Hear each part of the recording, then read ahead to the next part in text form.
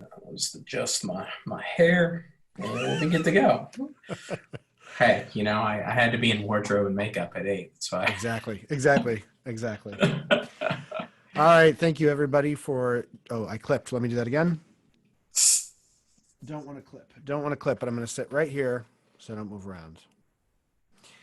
Hello, everybody. Thank you for joining me. My guest tonight is a man who has an extensive resume.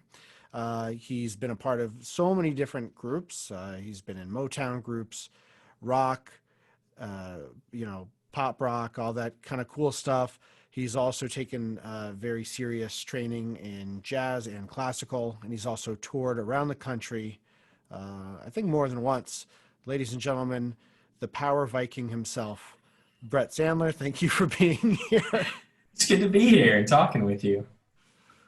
You're serving me Power Viking realness. I try. It's what I'm going for these days. Do you remember when we were both into intermittent fasting, and then Huh? we both left that? Well, I started back up, trying to battle quarantine here, so to speak. Battle the quarantine, the COVID-19, Yeah, I yeah, thought it was the quarantine 15. the 19 pounds you gained during the quarantine. Yeah, yeah.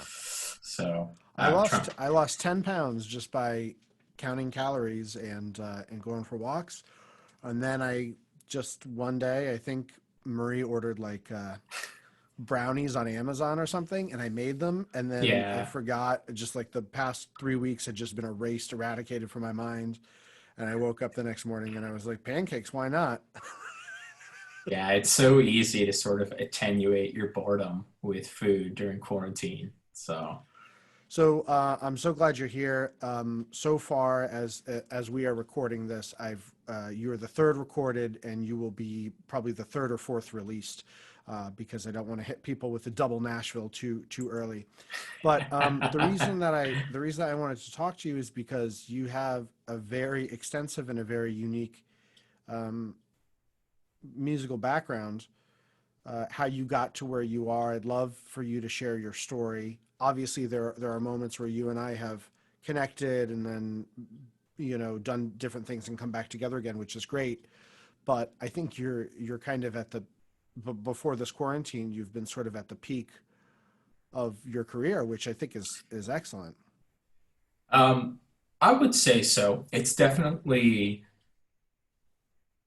right before quarantine happened. I was definitely playing on the biggest stages that I've played on before, and playing with groups that probably had the most notoriety of anyone I've played with before, and was just kind of starting to scratch ever so slightly into the studio scene here. And I was sort of scheduled to play with a act that had a supporting slot, which just means opening up for. They were going to open for John Legend. The name of the band was called Yeah. The War and the Treaty. That was scheduled for this August, September. That may still happen. Who knows? But Yeah. you know, the COVID-19 is really putting a damper on everything. Yeah, So, absolutely. And do you want the? the musicians would probably do it, but they they would be playing for nobody. So let's work up to that. Yeah. Do So you want the long version, the short version? oh, we How got far back do you want me to we're start? gonna go back. We're gonna start before I met you, which is I mean, to everybody, why would they even care? And when I say everybody, I mean there's three viewers. It's my mom and my dad and me. That's it. Okay. Um, Well, hi, so Neil. yeah, we'll find Neil. So you've been playing piano all your life, but when did it become a thing where you were like, yeah, I think I'm going to keep this as a major part of my life? I want to say the first time I had one of those realizations was 13 or 14. It was actually sort of a moment, um, I would say, of disinterest, where I was sort of becoming tired of what I had been practicing and playing through, which I think is pretty common for musicians as they go through their career, especially if they're doing one thing, like for instance, doing classical music. They may find that their interest level sort of waxes and wanes. So mine was waning. But my thought process was I have way too much invested at this point to give it up. I didn't want to stop playing because my skills would go away. And I didn't want to give up on the ability to play piano, and I wanted to stick it out. And the reason I was having disinterest in the piano is because a lot of the music that I was listening to and gravitating to at the time was more guitar-centric, guitar-based. Lots of, for me, I was 13, 14. I was listening to a lot of like the 90s grunge that was super popular through that era and was still getting a lot of airplay, in the early 2000s. And lots of like metal and progressive rock, which is eventually how you and I would link up a little bit later on. There was a band in town called Pitch Axis Theory. I thought they were the coolest thing in the world. That band has been mentioned twice already in these videos. It's a small world, There's going to be a revival, I think. They were really into Dream Theater and everything. So that was kind of the first realization I had that piano, or at least music in general, was going to be a huge part of my life. And that I wasn't just going to give it up because I didn't enjoy playing piano at that moment. But at 13 or 14, that's kind of a difficult thing to rationalize. It sounded like you came to it with a balanced, thought process about this, because, in my teaching experience, and then if I can remember back when I was that age, things are so hot and cold. I mean, you sounded like you were a 28-year-old, married woman at 13 years old saying, well, I have invested a lot of time and money. But so what was the thing that you were thinking? Like, oh, I'll find stuff that I like to play, or? My thinking was always that I would continue to play piano, but that I was going to explore guitar, maybe transition to it. I had some guitar lessons from your former classical teacher, Christopher Ladd, on electric guitar. And Christopher Ladd used to be a big metalhead in his youth. And so we were learning and listening to things like Yngwie Malmsteen and Metallica. That was how I kind of was looking at it, I think at least when I was 13 or 14. The benefit of hindsight and having been a music educator, so through my 20s, basically, I was teaching piano lessons. And I think you know this too, is that different instruments, I would say, have different reward curves, if you could put it that way. I think an instrument like guitar, the reward curve, there's a lot of weight right at the beginning where you can show a student, like, here's G, D, and C. All right, you can now play, you can play 80% of what you know. Yeah, you can play a lot of different things with just some very simple chord shapes.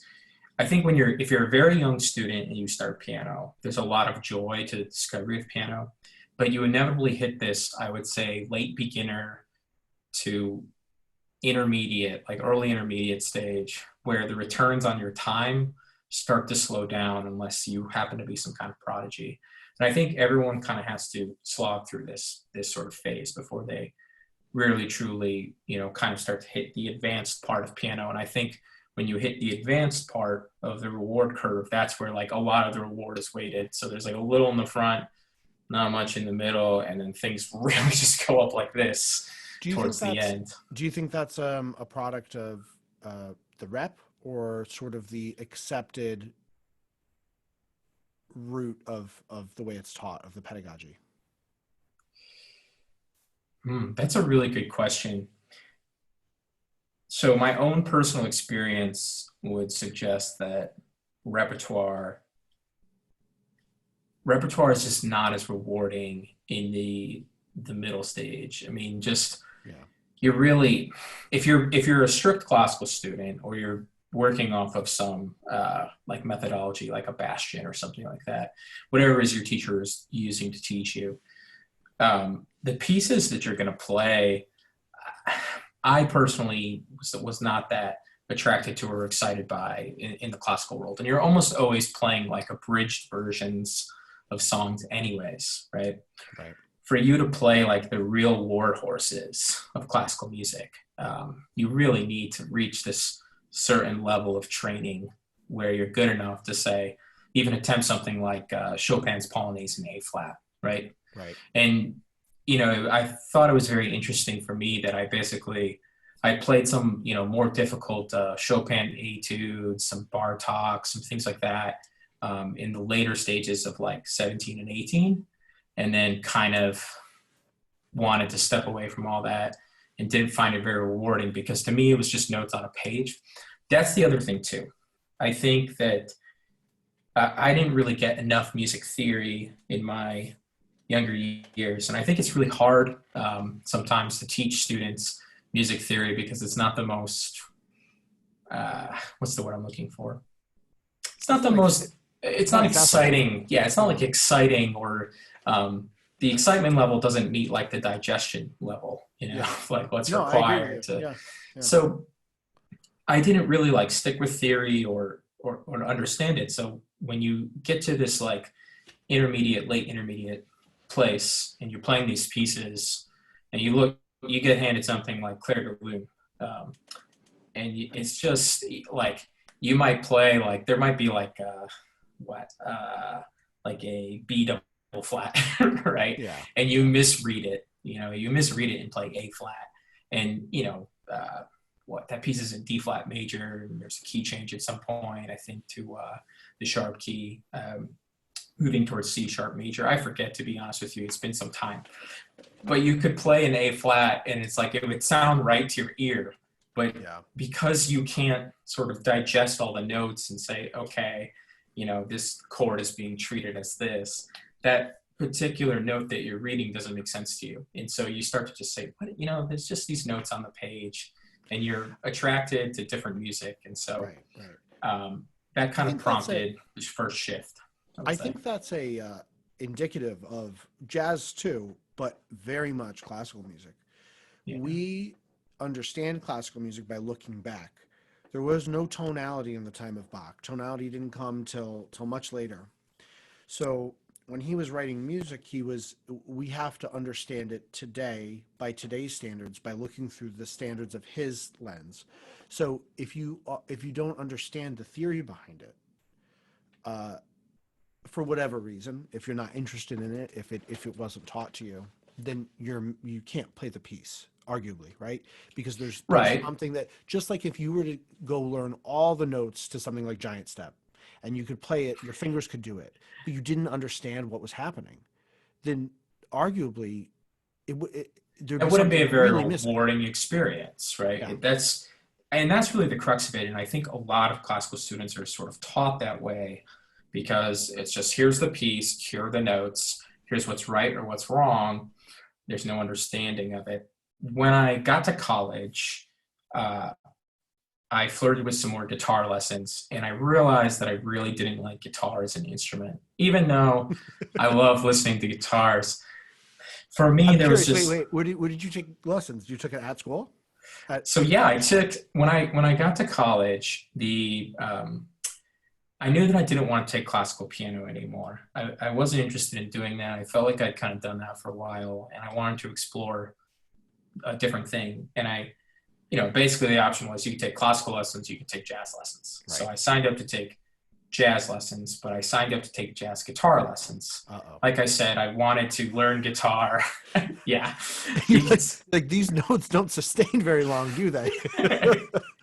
Why do they keep dying? I think it's more the structure of guitar that drives me insane, which is, for me, I have to think about it as 6 pianos that have been laid on top of each other that are all moved over by a fifth, which one of the beautiful things about playing piano is just there's only one place to read any given note on the staff. There's a couple different ways to write some of the same notes, but just it's in one place. Right. C3 is C3. I think it was, I forget who it was. It was some like legendary old school. Yeah, I'm going to be such a jerk for forgetting who this was. Jazz guitar player who said the piano is an instrument is an instrument of addition. The guitar is an instrument of multiplication. I understand that, that's not how I think of it, but I understand what he's saying there, especially with something like jazz. I'm trying to look up and who your Okay. who Think- your people were, your jazz people at Hofstra at Hofstra. I don't know that quote, but oh gosh. Who did So you take lessons with? Thomas Gurana, is that right? no, he, oh my gosh, what is his name? It's Dr. Rick. Dr. Rick. His last name Just call is me doctor. his last name is not coming to me, but he is unfortunately deceased now. He passed Ah, that's too away. bad. So you won't find him on No. the roster. Gosh, why can't I remember this man's name? So, He was such a character too. yeah. You know, he would spend 30 to 40 minutes of our hour-long lesson just talking. I'd come in and be like, "Hey man, have you heard about this eBay website?" You know, he's a little, That seems to be a quality among yeah, field guitar teachers. maybe a little behind the First curve lad. with everything. Yeah. This is 2006, Yeah. 2007 for those of you who are trying to place this in time. And eBay. In eBay. So he was a character, and hopefully his name comes to me at some point in this podcast. But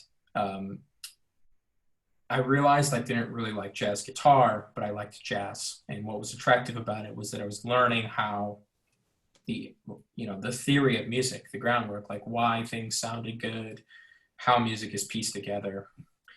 So in my sophomore year, I basically had to beg the piano teacher, Dr. David Lama, to teach me because I wasn't technically a music major. Like I said, I kind of had this little bit of a falling out with music. I wanted to explore some other things. I went into school as a film major. So anyways, I convinced this guy to teach me, and he starts me off with, I think if I hadn't had a better attitude about it, I might have been a little put off. But basically, the first lesson was I walked in the door and he said, "Okay, go learn all your major, minor, melodic minor, harmonic minor scales and come back to me next week." And I did that. Yeah. So I learned all the scales. I learned how to play them. And It's a very college 101 thing to yeah. hear. And then the next week was basically, okay, here's basic chord theory, like understanding how chords built off of each pitch, yada, yada, yada. In jazz, you're super concerned with the 2-5-1 chord progression, right? 2 minor 7, 5 dominant 7, 1 major 7. And there's a particular way of voice leading that on the piano that allows you to do rootless voicings. In jazz, with your left hand, as a piano player, you try to stay out of the way of the bass player. And so basically what you're doing is you're always playing thirds and sevenths of the chords. So the next exercise was this 2-5-1 exercise, and you had to basically play a 2-5-1 in every key. So it was a lot of this learning the building blocks of everything and then being able to put it in every major and minor key. And finally, after sort of doing all of that, I think maybe a month or a month and a half in, I finally got to learn my first song. And of course, with jazz, you just get a lead sheet and it's the melody and the chords. Now, if you're, a monophonic instrument like a saxophone or a trumpet, you're just usually responsible for playing the melody. If you have a good teacher, maybe they sit you down at the piano and, help you kind of navigate your way around the chords. So This is for a jury? No, I'm not even there. I'm just sort of saying, like, a saxophone player isn't always so concerned with the harmony as they are with the melody. They should be concerned with the harmony, though, right? Understanding the harmony is what will make them treat melodic ideas correctly. Just play whatever.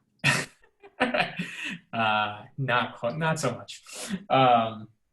So anyways, basically learning pieces was putting together left-hand chording and right hand playing the melody, and then improvising over the chord changes, like a left hand continue to play the chord changes.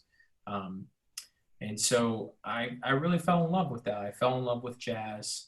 I fell in love with a lot of its richness of harmony. And I think if I could describe maybe like the first 20 years of my path through music, definitely harmony is what sort of attracted me to music. Hmm.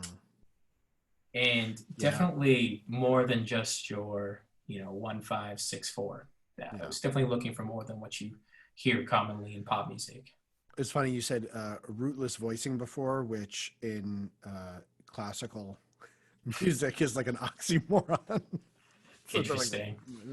no, I mean, I'm Well, sure do you you bury the root in your voicing so that it's not the lowest note at times? sure, and so Okay, that would so be we an we inversion. eventually learned how to do that as well too. There was a lot of burying the root, but always in jazz respecting the bass player's right to have the Right. lowest tone or Of course. pitch sort of in the sonic landscape, the frequency range. Yeah. Of course, that's an old rule from the days of playing bebop and is not always correct anymore, right? There are a lot of situations I would say in modern jazz where it'd be totally fine to play a root, but Well, I would imagine it it's depends on the instrumentation. If you're in a duo with a drummer, right, right. Well, okay, in or a that, trio, yeah, I mean, absolutely. In that case, it may be more appropriate for you to do left hand striding, where you play, say, the root in a fifth down low, and then hop your hand up and right, play some other part of it, or play like a hybrid bass line while you're adding in chords with your right and your left hand, or some combination of both. I mean, yeah, yeah, again, this is just like the most beginner yeah. way of attaching a tune, but it was good. I needed it. I needed it, and I needed sort of the this guy Dave Lalama was essentially like a bitter old Italian man. I mean, Yeah, yeah, I don't know yeah. how, and I Well, say bitter. you met my wife's grandfather. Yeah, I say bitter with every ounce of love that I can, because Of course. he really loved his students and he really wanted them all to do well. But he was always just sort of complaining about the performance of the Pittsburgh Steelers, Yeah, or yeah, bad musicianship or things yeah. like that. There was Go ahead. No, no. So let's just move forward. So you got kind of a reboot there and a reinvigoration, attenuated, however you want to put it, in Yeah, college. But you didn't. You left college and then got a job in the finance world for a little bit. yeah. So timing is everything, right? In both Absolutely. music and life. So I graduated in 2010, which was a economic downturn. And I had discovered through my time in college that I really wanted to play my own music and write my own music, which was this very sort of progressive jazz at the time, because hey, that's what I was studying, listening to. And I wanted to work in the music biz. And my senior year of college, I had interned for Sony Red, which is their independent distributor. And at the time, we were working with bands like Phoenix and 5 Seconds of Summer and Hot Shell Ray, and things like that were being sort of passed through Red, which was sort of this one-stop shop for independent record labels to get promotional services, marketing, and distribution. This was back when CDs were still relevant. Just sort of Not too place. long ago. 9 years, 10 years is like, It may as well be an eon ago now. yeah. you know. So I was interviewing for a job, and I was considered to be one of the top picks, and I was really excited. I thought I was going to get to work at Red, and at the last minute, because of the financial downturn, they were worried about budget, and so they consolidated that role to have a financial element to it as well, which I had no training in or understanding of at the time. And so I didn't get that job.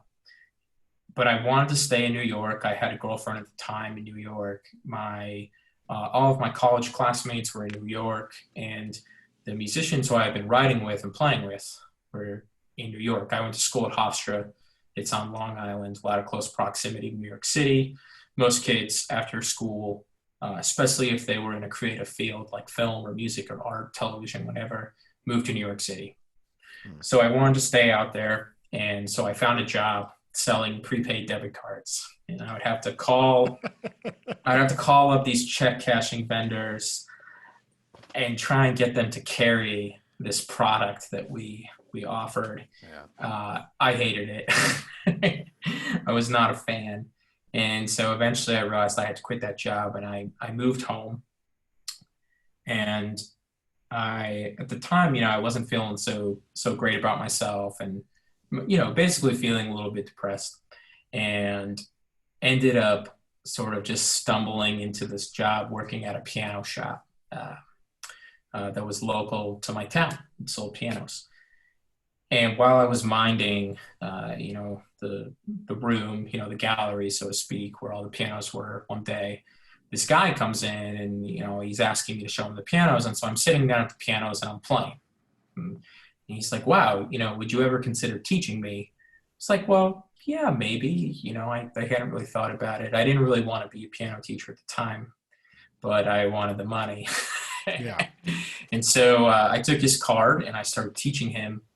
And that led to me becoming, having teaching sort of be my full-time job from about 22 all the way up until I would say 27, 28 is when I started to kind of split my time between performing and teaching. Which, by the way, in your 20s, I mean, unless you have something really sweet lined up, teaching full time and not in a not in a school setting, but in a private lesson setting, can be a shockingly lucrative Oh, yeah. thing, but Yeah. also incredibly fragile. Like unbelievably, it's like a glass house that you live in. Yeah. So during that time, 2010 through like 2012, 13, everyone I knew didn't have a real job. They were working minimum wage jobs. And I was teaching these kids and charging $60 an hour or $30 for the half hour privately. And then I was charging the same at a studio where they took a little percentage off the top. So I teach like 2 or 3 kids a day and make like $180. Yeah. And meanwhile, my friends are slinging burgers or Yeah. Working some minimum wage job and walking home with like $60 or $70 for the day. Yeah. It was really great money at the time. Unfortunately, with something like that, you're quite right. Like students cancel, things happen. There's a huge downturn in summer. So many students stop teaching for the summer. But there's an interesting phenomenon that happens when you teach, which is in order for you to teach something, you really have to know it very well. And there's this sort of paradigm that I'm sure has been heard before or said before by any teacher or student, which is oftentimes the teacher learns more from the lessons than the student does. Absolutely. And so I really got my musical chops together in that time. They had kind of waxed a little bit. I had become lazy. And what had happened was the studying of jazz had given me this great appreciation for how music fits together. And I found myself enjoying all kinds of different music, R&B and funk and even pop music. And as I got older, I started to perform with more and more cover bands. And we'll get to that in a second. But a big thing that happened to me was I once again found classical music appealing. And I also needed to take classical lessons because I was getting students who were intermediate classical students. And the thing about classical music is, just like you mentioned, every period sort of has its own nuances to how it should be performed. You do not perform a turn from Baroque era music like you would Romantic era music. So there are these little things that if I felt bad if I would teach them to students incorrectly. And so I went to study classical music again with my old high school teacher and decided that I was going to use the opportunity to play some reach pieces, some advanced repertoire. And I studied for about another 5 or 6 years, just privately on my own. That was with Greg Babel? I was with Greg Babel at the Hart School. I didn't know it was 5 or 6 years. I thought it was like a couple of years. That's awesome. Yeah, I want to say, 25 or 26. And, obviously I was busy. So I do like 1 or 2 pieces a semester, or if it was a sonata, like 1 or 2 movements a semester. That's what I had time to invest. So not quite the extensive college level of focusing on music and everything. But I did that. Still a devotion to go back and say, I'm going to do this again as the new and improved version of myself. Right. I think the real catalyst for that was one day I was reminded of the existence of Fantasy Impromptu. It's a really great Chopin piece. It's very showy, right? It's such a it's a show off piece, right? Yeah, And it's I not think a I fun one. watched what, like Lee or Lang Lang, I forget his name. One of the classical pianists He just play it. performed with Lady Gaga. Oh, really? I did Yeah, I not know think so. that. On that big Elton John. Yeah. Okay. Yeah. Very cool. I watched him do that, and whoever it was performed at like literally the fastest tempo you could possibly take it at. But It just, beautiful, but beautifully, but right? yeah, still executed flawlessly, right? Like when you listen to Horowitz play it, it's too slow for my taste. I like the faster versions. But And I remember he probably has a really good reason for playing at that speed. Horowitz generally has a really good reason for everything he does, which is his interpretation is usually really, really good. So you're. I got to this sort of point in the story too with Ben Bishop, and I think it kind of happened to you too, where you had done a lot of really great stuff in Connecticut and then started to realize that you were becoming one of the bigger fish in a very, very small pond. Right. With Ben in production, we were talking about how he wasn't there yet, but he could see the ceiling. He could see what the limitations were. Yeah. And in Connecticut, you and I had a really great time whenever we were together. We were in a Motown band for a little bit, which was Oh, a yeah. hot dumpster fire, but actually is as hot of and fiery as it was. I learned a whole lot of stuff from that band, and I can never I don't think there was any bad blood between any of the instrumentalists. Yeah. Yes, that's a um, perfect way to put it. yeah, yeah. Um, But and so there was a point where you went to Nashville after Ben or before Ben? much afterwards. He Okay, had been there for several years already before I had arrived. so you had decided at some point, I've gotten everything I think I can get out of Connecticut, and now it's time to make a move. And you Yeah. go on to do some pretty incredible things in Nashville, and I want to get to that very soon. But can you tell me what that experience was like? I imagine you in a dusty saloon with a shot in front of you, looking in the mirror, going, "Well, it's now or never." Can you kind of give me what that was like? So it's a little less glamorous than that. It was definitely it was definitely drawing a lot of influence from people I was playing with at the time. So that band Motown was incredibly important to me in my development as well too.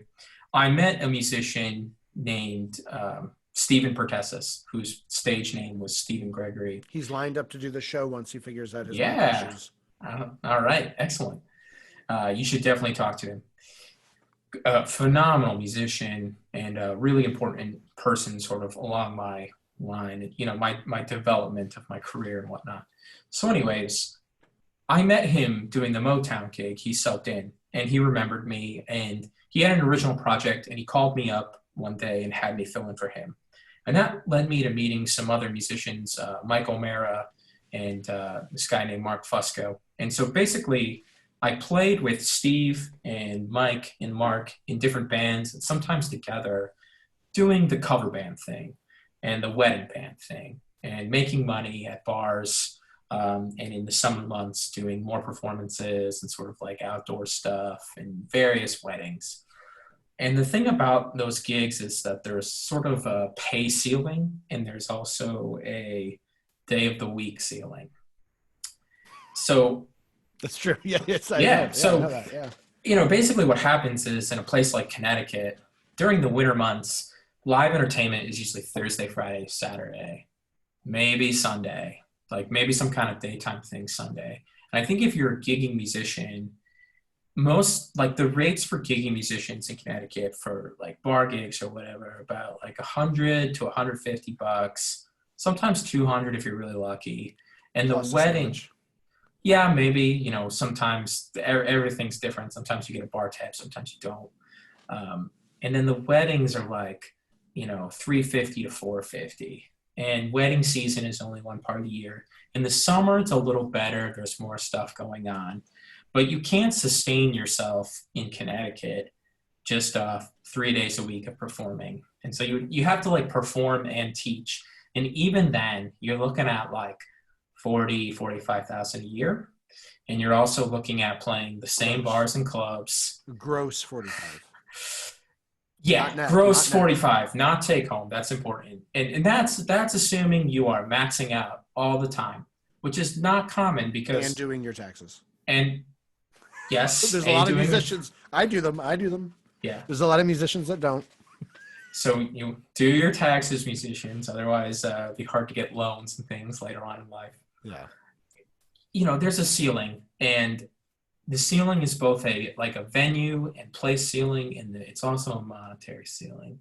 And all of these musicians who I'm mentioning are a little bit older. And so one of the common themes that they all sort of said to me is, don't stay in Connecticut, move. Go somewhere like LA or New York City or Nashville and pursue opportunities there. Try to get in with big national touring acts if you want to perform, or try to get into the studio work.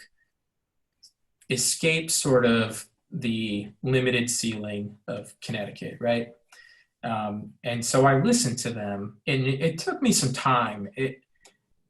There was a season that I played with a wedding band that I think really shot my confidence up, where for keyboard players, there's basically three, I would say, major keyboard skills to kind of pick up. There's piano playing, and that will always be important.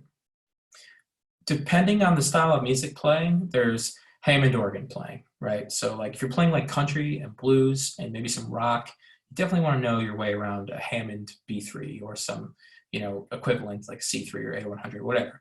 And then there's synthesizers and, modern music programming and whatnot.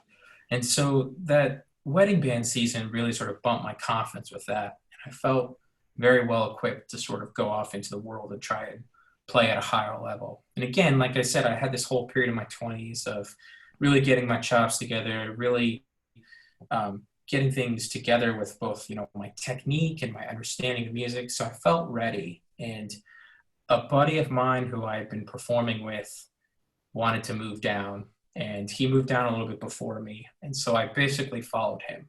And it was helpful to have friends. So this buddy is not Ben 10. His name's Dean Purificato, or not Ben Bishop. Ben Bishop. I meant to say Ben That's Bishop, cool. who is on this podcast. We know.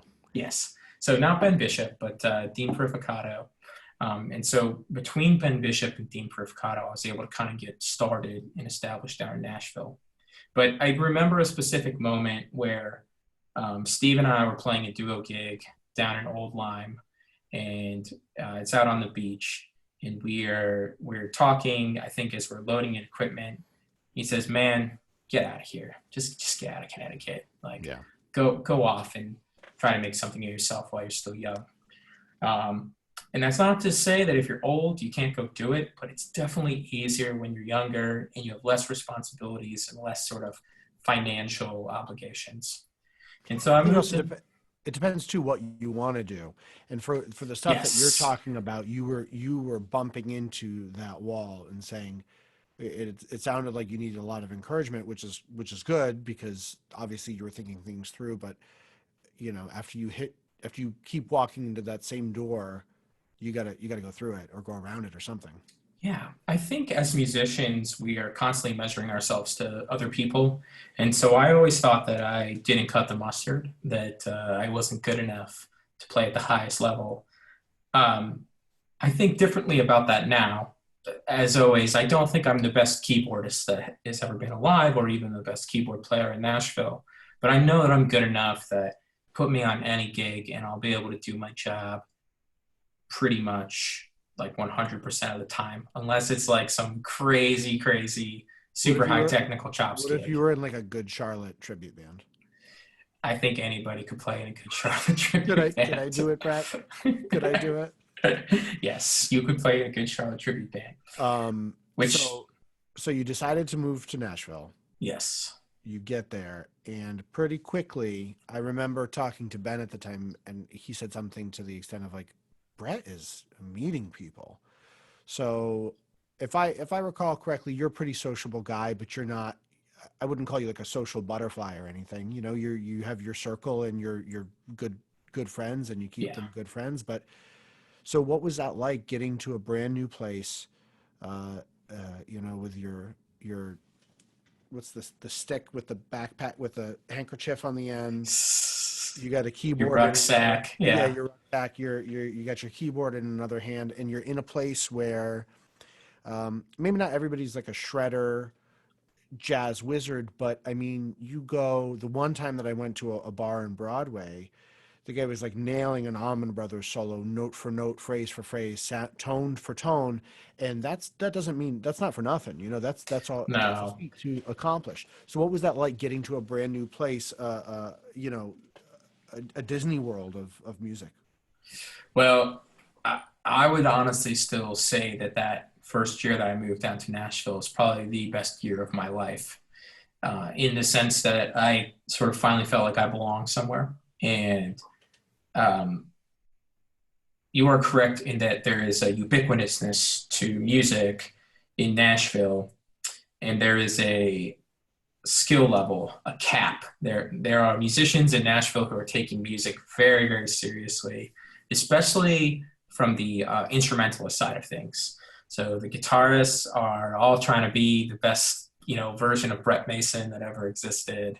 For those of you who don't know, Brett Mason is Nasty. this very, very Nasty. good, a big 90s country studio session musician who basically people have been copping his guitar licks forever.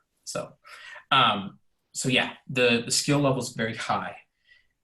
And in terms of making friends and meeting people, I was very lucky. My friend Dean Purificato, by the time I moved down, he had been down here already for almost a year, maybe like 8 months. And my friend Dean is very, very extroverted. You could drop him in a desert and he would find someone to make friends with. And so I was able to meet a lot of people through him. I also met some people through Ben as well too. But also Nashville has a bunch of jam sessions because there's so many musicians here. And so when I moved down, there was literally one on Monday, Tuesday, and Wednesday. And then there were all kinds of specialty shows and concerts on Thursday, Friday, Saturday. So I was out every night trying to meet people, really just grinding. And unfortunately, at a certain point, the music business really is about who you know. Um, because, like you said, everybody can play in a good Charlotte cover band Right. if they're good enough. And There's a lot of them out there. right, and everybody in Good Charlotte Nashville. tribute bands. And so everybody in Nashville is good enough to play basically whatever they want to. And you'd be surprised. There are a lot of former jazz cats who have moved down to Nashville in search of, more gigs, better stages to play on, that kind of thing. And so, yeah. How does that work? I mean, I'm a little ignorant to it, but you just get there, and is it sort of like a Black Eyed Sally's deal on a Wednesday night where you just go and say, "Hey, I just moved down here from Connecticut. I'd love to get on stage with you guys someday." And then after you do that enough times, somebody says, "Hey, why don't you come sit in with us?"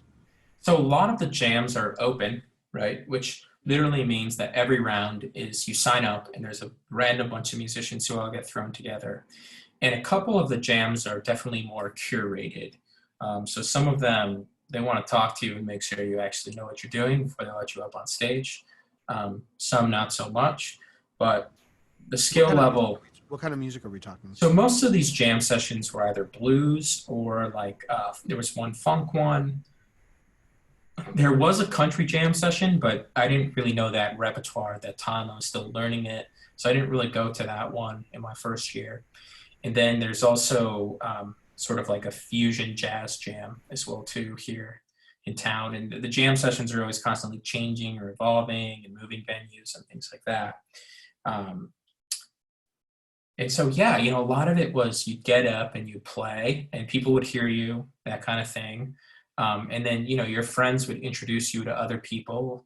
And there are a lot of young artists. So when you look at some famous artists, right, on the radio, um, let's do a country artist, right, like Chris Stapleton. The Dixie Chicks. Oh yeah, Chris Yeah, Stapleton. sure. Or yeah, whoever it might be. Yeah, sure. Let's take the Dixie Chicks, right? So there are about 1,000 versions of the Dixie Chicks. And I don't mean to say that everybody sounds like the Dixie Chicks. What I'm saying is there are tons and tons of young artists who are trying to write songs in Nashville and work their way up through the ranks and get a major record label, um, and then eventually get played on national radio and be a national touring act. And every single country artist who you see, like the Dixie Chicks, started somewhere. They probably started in Nashville, playing songs, maybe doing the Broadway thing down here, but they started somewhere, and all of those people need band members and players. And so the culture of Nashville is you work for artists who are trying to rise up through the ranks. The artists pay you to be in the band, because it's not like, say, Dierks Bentley, Chris Stapleton, Florida Georgia Line had this band that they took with them all the way through the process of becoming signed artists. They were individuals, they got signed, they hire a band of hired guns to play behind them. And you can make a lot of money this way as a musician, and it's a way for you to kind of skip the process of like being in a band and hoping that your band gets signed and you get a record label and that record takes off, right? You kind of like you skip steps. You just immediately go up to the level where you're playing with some artist or act that is touring nationally. But to do that, you have to start. So some people move to town and they get really lucky and they get that call, right? And then they're on the bus and then that's it. But most of us, 99% of us, have to play for these artists who are up and coming until our name gets passed around enough and we know the right people, where when these people graduate, like the people you know graduate to these big gigs and they remember you, when a slot opens up and they say, hey, we need a keyboard player, then they call you because they've met you, they've known the job that you've done a good job playing and performing with all these other young artists or with them. And then they are the ones who basically get your foot in the door to get on a major gig. And so that's not an unheard of model. I mean, we see that with the musicians of Motown. We see that with the Wrecking Crew. yeah, Those are a little bit different. Motown was one entity, right? So well, it's probably this. It's basically the same general path, I would say, to become that A-tier studio musician, so more or less. Yeah. so I know that you have done a little bit of that. You have gotten a call and gotten on a tour bus. Maybe not for the top dream gig yet. And I know that you've also been in some very serious jam sessions. You told me that you were with like Taylor Swift's bassist and Missy Elliott's hairdresser or something like that. Can you talk a little bit about those experiences? Yeah. So one of the really cool things about Nashville, and I mentioned this kind of feeling of being home, is that there's so many musicians here and they are all here because they love music. So what happens is a lot of times I wouldn't call them jam sessions. I would call them specialty shows get put together that are primary. Usually the ticket prices, if there are, ticket sales, they go to charity, but they're mostly put together for the musicians who play in them to have fun. And most of the time, these things are invite only. So you have to kind of break in. The one that you were talking about is this show called Loud Jams. Again, a little confusing, but Loud Jams is basically a night of musicians playing B-sides and less commonly played songs from artists of all different genres: country, pop, metal, rock, you name it. You might hear a Steely Dan song, and then all of a sudden you're listening to I don't know. It's super random, but a lot of fun. I played like recently. I did one of them just a few months ago before all this madness happened, and I played "Owner of a Lonely Heart" by Yes. So, and I was about to do another one, one that was like completely focused on metal and hard rock, called "Rare Hair," and I was actually going to do Dream Theater's "Pull Me Under." So I was asked to do that. Like a lot of these are invite only, and they say we'll invite you to play this song, and a lot of times it's you don't even know the people you're playing with. But I That got keyboard, hooked. there's nothing hard. That's not a hard keyboard song, is it? No, not hard at all. Um, so, anyways, I got asked to start playing these Loud Jam shows, and I played maybe 3 or 4 of them. And I caught the attention of this guy named Tyson Leslie. And Tyson Leslie is a keyboard player, guitar player, drummer, bass player, and sings. He is an amazing musician, a super nice guy, and he has played with like Corey, the guy from Slipknot, Corey Taylor. Corey Taylor. Don't ask me why I know that. He's played for Vixen, which is a '80s metal act. Played for a ton of different people over the course of his career, but he was responsible for inviting the keyboard players, for the various songs. And I had caught his eye or his attention. And these specialty shows would have a set of original music where they would feature some original artist in town and allow them to play like 4 or 5 of their songs. And so Tyson asked me to be his keyboardist. So keep in mind, this is a guy who's primarily a keyboard player, famous for being a keyboard player in town, but he was going to play guitar and sing when performing his original music. Why not?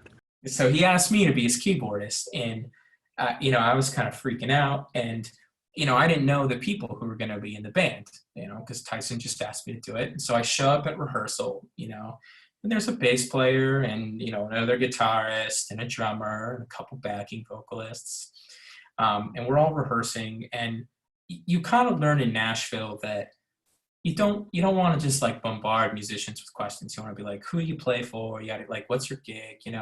You kind of just you're just trying to have a good vibe and a good conversation. We call it the hang, and that's an important part of the music business, which is being easy to work with and creating a fun working environment is really important for getting gigs. Because like we said earlier, most people can play the material, so being fun to be around is important, and playing the networking game, all that kind of stuff, it's together. So I don't ask these people who they are.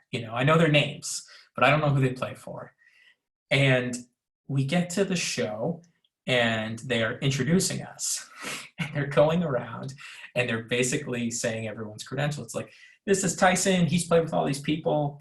And then they get to the guitarist. It's like, this is RJ Ronquillo. He plays for Thompson Square. Thompson Square is a big country act down here. Then they get to the bass player. It's like, this is Luis Espelette. He plays bass for Trace Atkins. And then they get to the drummer. It's like, this is Matt Billingsley. He's about to leave for a year to go on tour with Taylor Swift. And I'm just, I'm sitting here, my jaw is dropping like, oh, good. This is Brett from Connecticut. Yeah, and it's like, this is me who's been in town for like 4 months at this point and has done literally nothing of note. And they're like, and Brett Sandler on keys, 4 months. 4 months to get to that spot is, that's no, you gotta pat yourself on the back for that. You must have done something right, because you said if everybody is a killer player, then they all cancel each other out. So what else do you have? Well, everybody is a killer player, but not everybody has the right mindset or work ethic. So you wouldn't believe the number of gigs that I've, like, getting started sort of, with these lesser known artists, there's still a lot of wheat and chaff, right? That kind of vibe. And so I'd show up, and some of the musicians wouldn't have the music learned properly. And to me, that's mind-boggling that you're being paid for a gig, you show up to rehearsal, and you don't know your parts. And so for everything that I did, I would chart out the music. I'd have a chart, because basically I would always make the assumption that I'm not going to be good enough to remember and memorize everything perfectly. I'm going to be using a chart to make sure I play it perfectly every single time. And that's a totally normal and well accepted thing in Nashville. The second thing was I'm going to learn every part that I get note for note, and I'm going to match it sound for sound too. So if they use a particular tone on the organ, I'm going to produce that exact tone. If there's a particular synth part, I'm going to make the synth sound exactly like it is on the record, not just use some random sound from my keyboard. I'm going to go in and manually make sure that that sound is pristine. And so doing that, playing parts note for note, making sure that the sounds were on point, and having the music learned and not wasting anybody's time meant that every gig that I left, the musician or the artist or the people there know that I could do a good job. And then attention to detail. So I would say that's the most, if whoever's listening to this who's a musician and wants to go on and try and make a big career of music, attention to detail is literally the most important thing I can tell them. Yeah. Listen carefully, get everything pristine, Before switching gears a little bit, before this whole nightmare happened, especially for, not just you, but any kind of person that is relying on any sort of gigging economy. For you, Yeah. it's you're more on the extreme side. And but what was a typical day like for you? Because I know a lot of it was contingent on you going places and looking for opportunities. Or maybe that was more of something that had happened in the past, but I know at one point you were saying, I wake up, I go down to this street, I play brunch, I do this, and then I'm gigging from some days noon till 1 a.m. Can you talk about that? Yeah. So in the beginning, there was this grinding, as you would say, where at the very beginning, I didn't have a lot of gigs, but as I was there longer, I was following this advice that you should just take every call that comes in. Whoever says, like, I have something for you, like when you're first getting started out, you want to cast this really wide net. You want to play with as many people as possible, right? Because you're trying to build out your network. And so a lot of times the daytime would look like the artist that I was playing with or whoever I was going to be performing with for that week would be calling rehearsals. And so rehearsals is basically really for the artist to get their stuff together. So you need to show up to rehearsal with all your material learned. So the mornings would be like rehearsals. Whatever spare time I would have would go to practicing and learning material for the next rehearsal or doing the sound design to make sure all the sounds were correct. And then I would play the gigs. And it's not uncommon for musicians in Nashville who are playing locally to have like a gig in the morning and then a break and then have another gig at night. So there's the artist stuff down here, but there's also a big cover scene. And the cover scene down here is just loosely called Broadway, refers to the street in downtown where there's literally bars and clubs on every side of the street. And they have music from 10 a.m. in the morning all the way to 2 a.m. at night in 4-hour blocks. So a 10 to 2, a 2 to 6, a 6 to 10, and another 10 to 2. Yikes.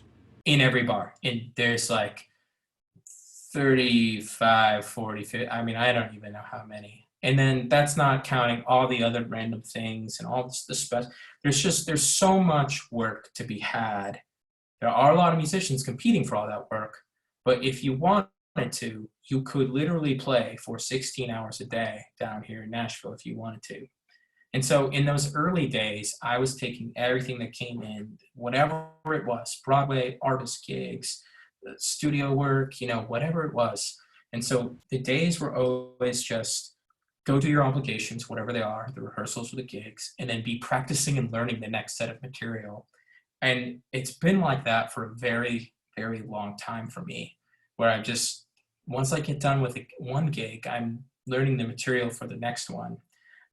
Because unless you have a gig in Nashville that you do like every week for multiple days and it pays you well enough that you don't have to do any other gigs, you oftentimes need to learn lots and lots of different sets of music, lots of different artists' music, things like that. So you could just, if you were getting started there, you just walk into places, or do you have to wait to get that invitation?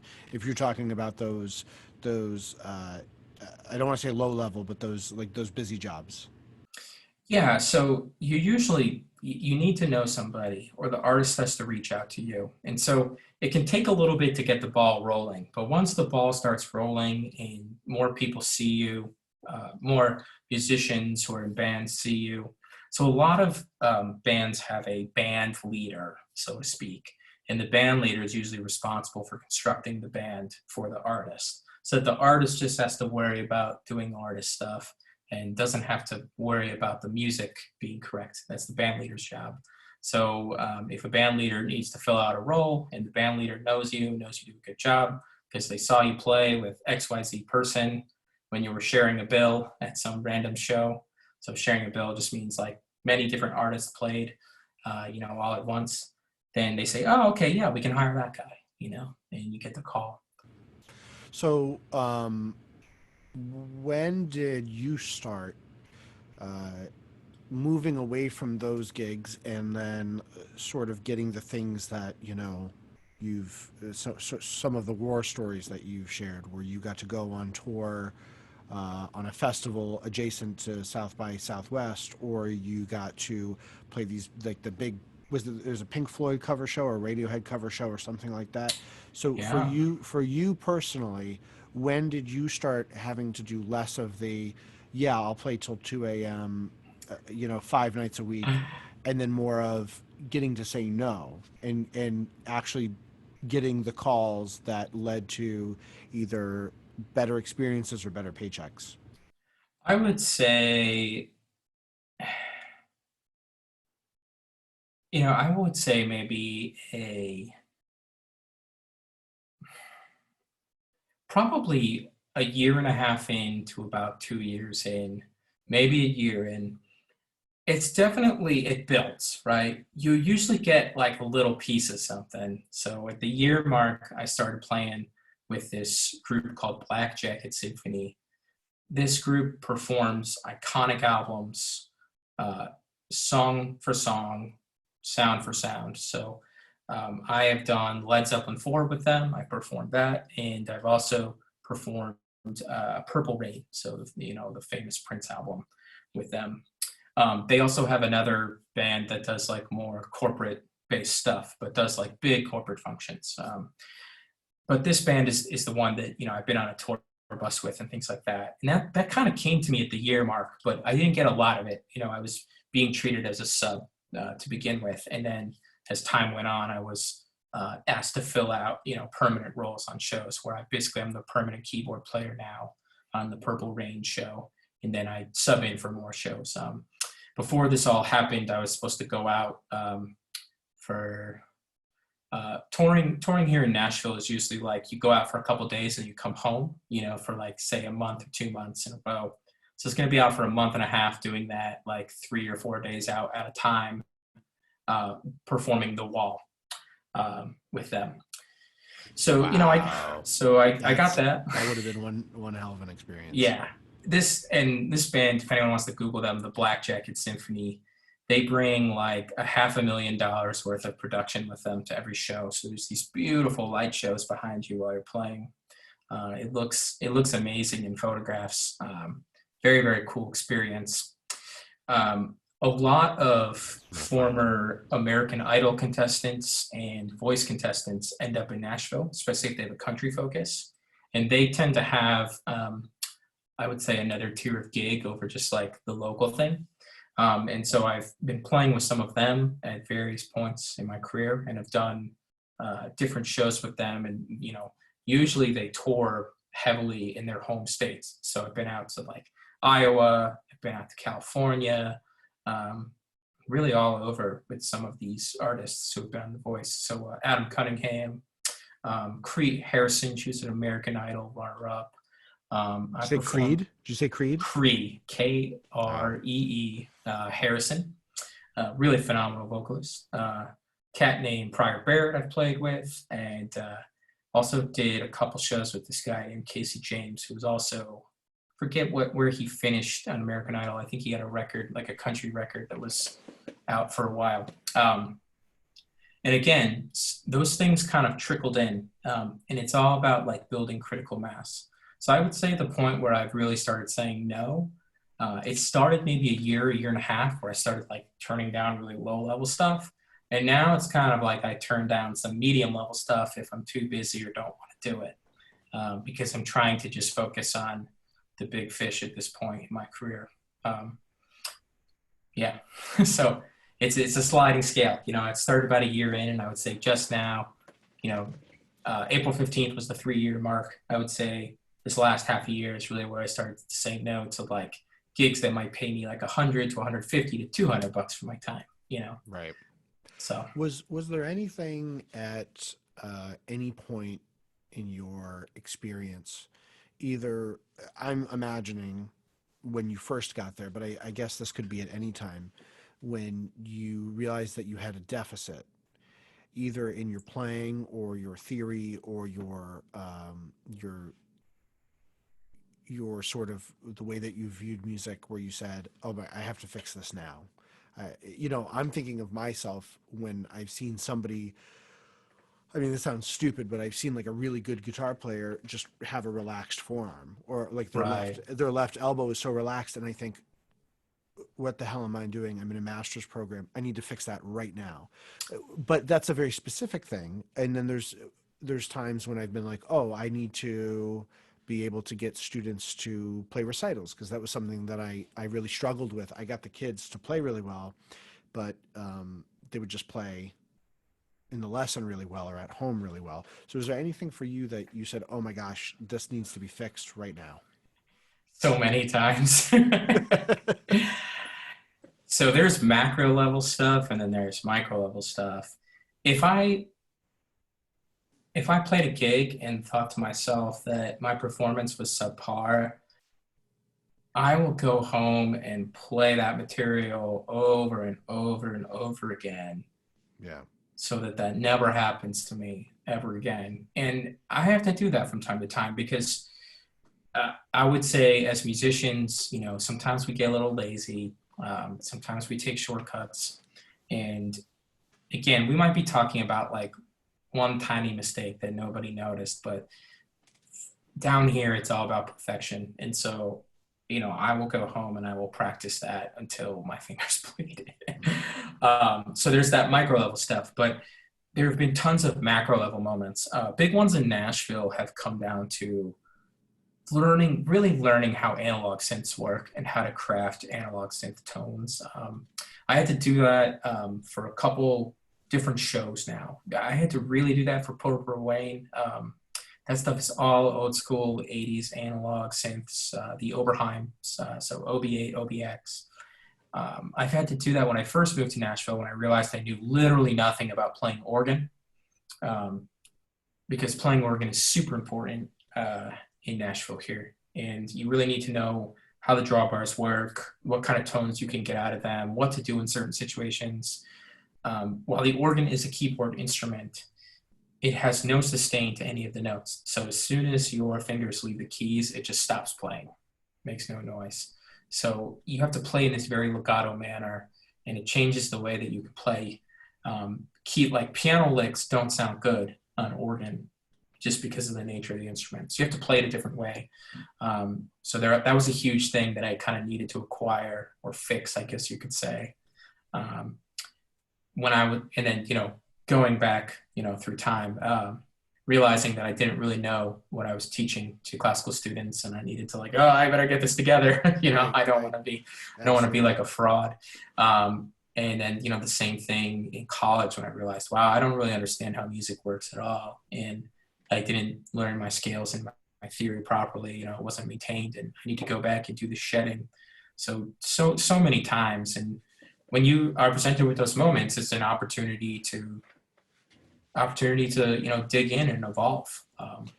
It sounds like a lot of, you know, I recall there were times when you were expressing a lot of frustration of having to do the same thing over and over again, and it feels like what you're telling me today is the way that you got to a more comfortable place had a lot to do with musicianship, but also with like your own evolution as a human man. Like just, you know,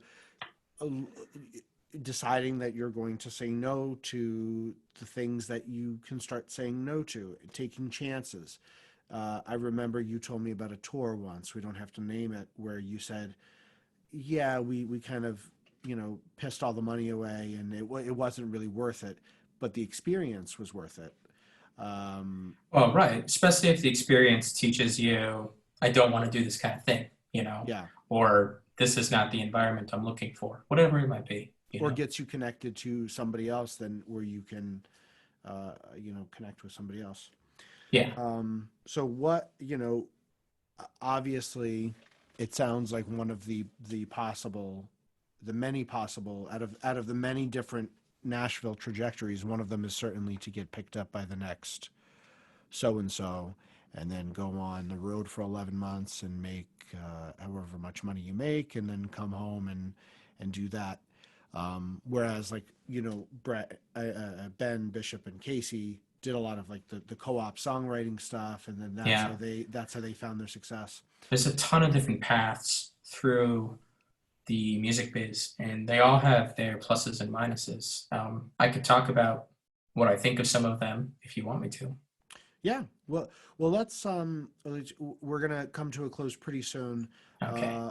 because I am gonna wake up in about 6 hours.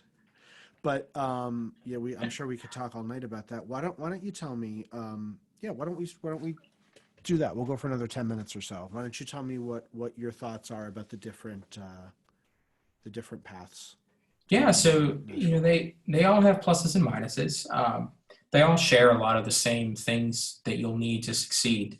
Work ethic, attention to detail. There will probably be points in your career where you have to do some undesirable things over and over and over again, and you may be in situations that you find less than ideal. So there is the sideman hired gun thing, and there are a couple ways that you gain success in that category. So maybe you start with an artist that's relatively unknown, but you follow them up through their success curve. So as they become more successful, you become more successful. And if they eventually get signed and, you know, have their singles be played on national radio, then you might have a long, rewarding career ahead of you with that artist. That is a way to do it. And again, it's a little bit of a gamble because you don't know who's going to take off, right? So you play with a lot of people and wait till one of them takes off. Or you get a call from someone who's already established and you do it that way. There's the whole songwriting, publishing arm of things, which again is like you're trying to build your contacts and you're trying to write for the right publishers. And if you can get some good song placements, you can really make a lot of money. But in the beginning, you're probably going to be writing a lot of songs and having them fall on deaf ears and having them go nowhere. That's probably the thing I know the least about. Ben had a folder, and it was a gold mine. It was a gold mine of things. I just wish we could have had time. Maybe next time we get a bottle of wine and just go through that folder, because I'll tell you, some of the stuff there was golden. Yeah. And then so finally, there's sort of the session musician thing. I would say this is probably the hardest to break into. And this is where I would say there is the highest level of skill because the way that sessions are done in Nashville is you all listen to the demo tape, and then it gets charted out and you just get handed the chart and then you record 2 to 3 passes of the core instruments, keyboard, bass, drums, um, guitar, all tracking at the same time. And you do it for 2 to 3 times, and then that's it. you get 2 to 3 passes on the song, and what you lay Are down you getting needs to. Are you getting paid for this? Oh, of course, yeah. When you do sessions, right? When you're going into a studio, the producer or whoever it is, or the Oh, artist. I thought you were saying this is how to get into that. You're talking about Oh, no, no, once you no. have the gig. I'm saying once you have the gig, getting into it is extremely difficult, and it's sometimes there are situations where an artist brings their own band in to record. That's pretty uncommon, but it's really about maybe knowing someone who already does it and getting the right introduction. I am very fortunate to have met sort of the number one studio call here for keyboards Nashville. His name is Dave Cohen, and he's really taught me a lot about He's one of us. musicianship and getting things right, all that kind of stuff. But he basically said that he got started because he did an incredibly good job for artists, and they introduced him to the right people. And then producers really liked the way that he played on recordings, and he kept getting recommended. And so, like, the last time I talked to him, he was recording the new Florida Georgia Line album. Like, that's the level of session recording that he's doing. But again, it's just like you have to do a really good job and keep rising through the ranks and meeting the right people. But session musicians make a lot of money. It can be very, very lucrative. If you get the right national act, you can be salaried, and you may be looking at, six figures to like 80,000, depending on the artist and how busy they are and what kind of level of fame or notoriety. And then there's all sorts of tiers downward. Studio musicians get paid union rates for their time, so lots of money. If you get there, if you get to the very top level, which is extremely difficult to do. But the point that is really key is you're not going to become a studio musician by living in Idaho or Connecticut or Massachusetts, because there are no studios there that record anything. There was that one studio that we recorded our Motown demo in. Do you remember that studio? Yeah, I remember that studio. We got to fight those guys. I'd like to forget that studio, to be honest with you. I can't believe we paid for that. Yeah, we'll have to they should have paid us to record there. Yeah, we'll have to make an NSFW podcast sometime. Yeah, where we just go through all the horror stories. That'd be a lot of fun. So you are clearly on the path of hired gun. Can you hear the baby in the background? I cannot. You woke up. I don't think your mic's that sensitive. Good. You are on this path of hired gun, and it's working out for you. I remember at one point you were doing some recording and releasing of music. You had the Brett Sandler trio a long time ago, and then you had Thick, and then you had I think you had a few things after that.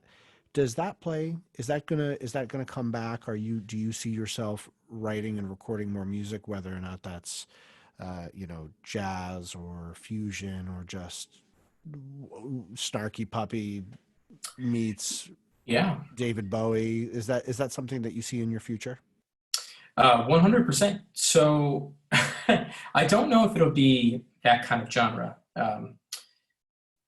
Again, as a musician, you're like the sum collection of your experiences. So in doing this grinding down here in Nashville, there's not a lot of time for my own artistry, or even sort of the desire to do it, right? I've been very focused on this thing and want to sort of see it through. But I also don't want to tour forever. I don't want to be on a tour bus when I'm like 45, 50. You know what I mean? I don't think it's a young man's game for certain. I want to do it mostly because I want to have that experience, right? I want to play like the biggest venues, Coliseums, that kind of thing, the big music festivals, the 40 to 60,000 seaters, those kinds of things.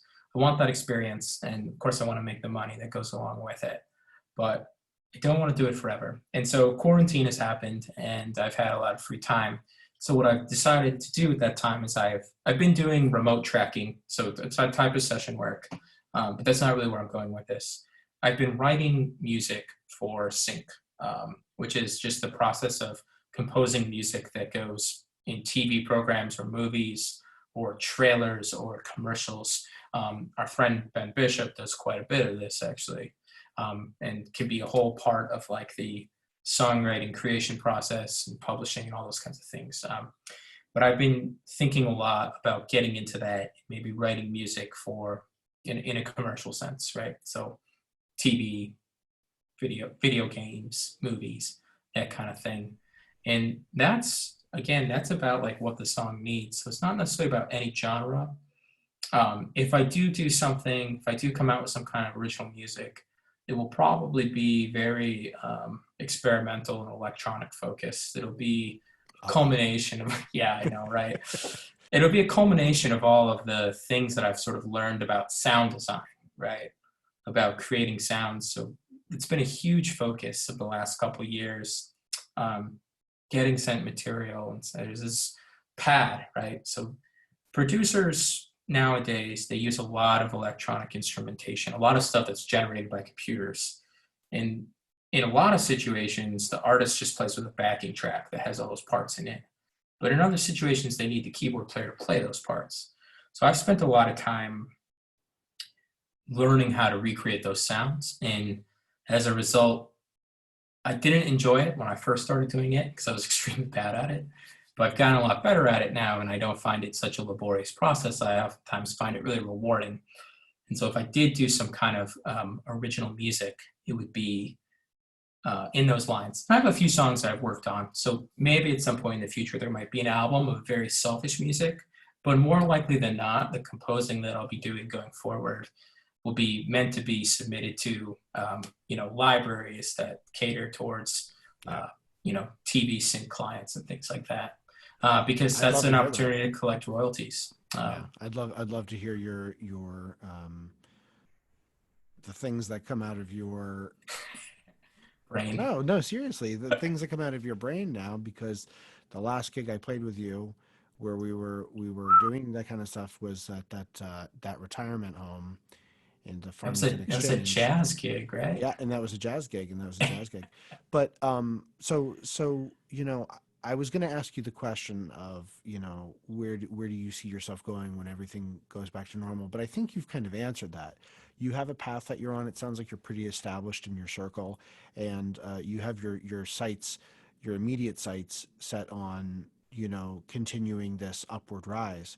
Let's finish with this question.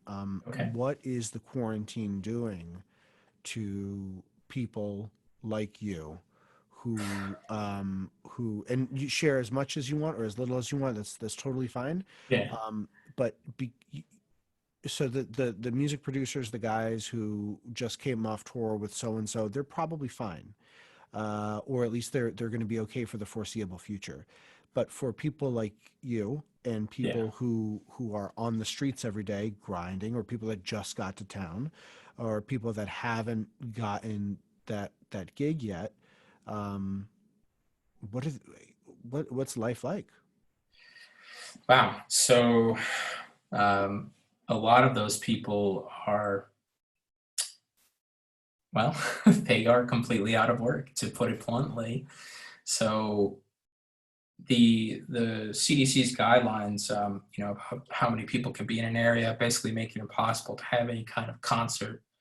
So all of the touring or concert venues is basically the dates that I've had are either canceled or just like postponed indefinitely. For the musicians who do a lot of the local stuff, they play Broadway, they play the bars, they are they're not working either. So all of that has been closed down. Nashville is going to try and reopen them, but has to the mayor just recently released his plan. There have to be these periods of infection numbers going down and things like that for the various phases to happen. And the phase 3 is the beginning of the live music phase. So I think, honestly, most of the people who don't have some major gig, who aren't on retainer or salary, right, they are hurting, but they're finding ways to, they're finding ways, and they're innovating. So a lot of the musicians I know are doing, Facebook Live concerts from home and putting up their Venmo or their PayPal, whatever they use to receive payments digitally, and saying, hey, if you enjoyed the show, send me a little tip, and doing that to make some money in the short term. But it definitely does not replace the full-time gigging income that they lost for certain. So definitely, the destruction of the gig economy during the quarantine is definitely hurting musicians here for certain, and I would imagine everywhere, because there's nowhere to play. But like I said, I've been trying to track from home or compose music. So I think musicians are starting to take a look at a lot of different avenues now with how to monetize their art digitally, whether that's making YouTube videos and starting like a Patreon account, which has been done before. Like these aren't brand new models, right? Like performing digitally is not some, No. not some like amazing innovation that just happened. But when you have your back to the wall, I'm very lucky to be in a position where I have a profession that it's a yearly contract, and I know that money's not going anywhere. But when Right. you have your back to the wall, it's not just, oh, I'm going to perform online later for fun. It's I I got to Yeah. pay Like this electricity. is the Do money. do I Yeah. want to eat? And that's a Yeah. very real thing. Well, it's a really interesting, I think, meta conversation about how society values music. Technology has made music really, really cheap, and so there's not the same money that used to be in it. Like the cats who were doing all this stuff in the '80s, they made out really, really well. But nowadays, the pay scale isn't there, and so I think that it's a great move that they let people who are self-employed or who are gig workers be able to file for unemployment. I think that's a huge step in the right direction. But the irony sometimes just washes me over me. Most people who now have a lot of time on their hands because of quarantine, right? What are they filling that time with? Well, maybe Dark Souls. hobbies. Yeah, they're filling it with entertainment, right? They're filling it with creative entertainment. So whether it's music or television or movies or video games, right? These are the mediums that people are consuming during this time. And I wish society would sort of value that a little bit more. So it would be nice to kind of, see more acknowledgement in this trying time for musicians and the struggles that they're Yeah. going through, and not kind of look at it as this dirty little thing, that doesn't need to be Yeah. taken care of. In an unreleased episode right now, which will be released next week, me and my guests talk about sort of we scratched the surface a little bit of why is it what's the value in being a musician, and what does that sort of mean in the big picture. But that's a huge conversation that requires a lot of thought to it. Yeah, as I think a as little we beyond the scope of what we have left in our conversation tonight. as we wrap up, is there anything that you'd like to promote? I'll get a text, I'll get a list from you, and then I'll put that at the link. But just to put it in the video, is there anything that you want to promote right now? Yeah, sure. So eventually, my website, brettsandler.com, will have a lot more material from me. It'll have, the things that I've been composing and working on, and it will have, a little more content to it. So if you're interested in kind of following my journey, you can just go to brettsandler.com. And there'll be links to my Instagram on brettsandler.com as well too. So if you want to just throw that up Killer there. player. Go watch him play. He's really, really fantastic. The cool thing about music that people don't understand is that they think that the best way to find the best music is to look for the best. And that makes sense. If you say, I want to enjoy a steak, you're going to go to a place that you think has the best steak. And in the beauty about music is that we are all trying to be the best version of ourselves. So if you're somebody who says, oh, well, yeah, sure, I'll listen to jazz piano. You don't just have to ask the Echo to do it. You can go look at someone else, because Brett Sandler is going to have one take on something, while the guy down the street is going to have a different take, and they'll be in different. You guys will be in different levels of maturity, and perhaps you're not as good as that guy, or he's not as good as you. But it doesn't mean that we should be ignoring it, because there's something really special to, so many people wouldn't be musicians if there wasn't Yeah. something to it.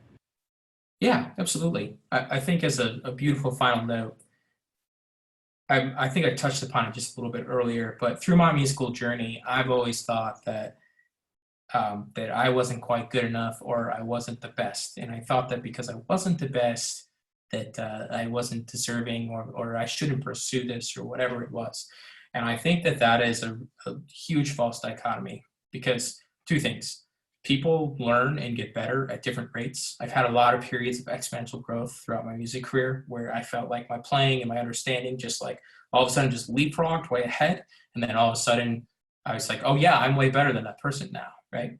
So there's longevity, and that can make you become a better player than maybe some of the players you might be comparing yourself to as well. But then again, there's probably something that you can do that is like the sum total of your unique experiences that has value.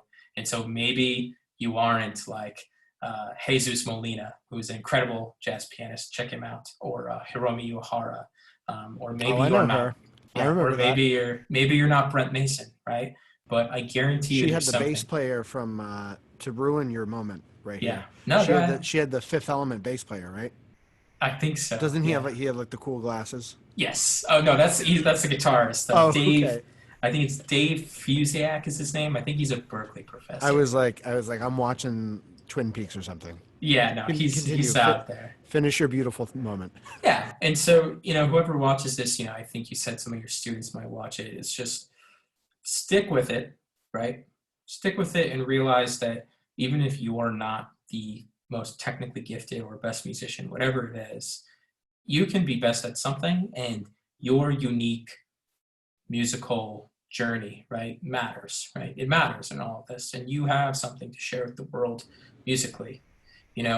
Most of the pop songs we listen to on the radio, they aren't some amazing they aren't some amazing innovation of like musical harmony and melody.